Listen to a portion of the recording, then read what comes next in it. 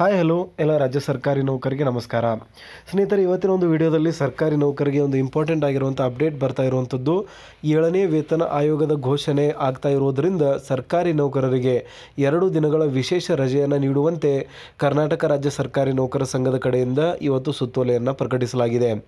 ಹಾಗಾದರೆ ಏನಿದೆ ಸಂಪೂರ್ಣವಾಗಿರುವಂಥ ನ್ಯೂಸು, ಯಾವ ರೀತಿಯಾಗಿ ರಾಜ್ಯ ಸರ್ಕಾರಿ ನೌಕರರಿಗೆ ರಜೆಯನ್ನು ಕೇಳಲಾಗ್ತಾ ಇದೆ ಮತ್ತು ರಜೆಯನ್ನು ಯಾಕೆ ಕೇಳಲಾಗ್ತಾ ಇದೆ ಅನ್ನೋದ್ರ ಬಗ್ಗೆ ಮಾಹಿತಿಯನ್ನು ಪಡೆಯೋಣ.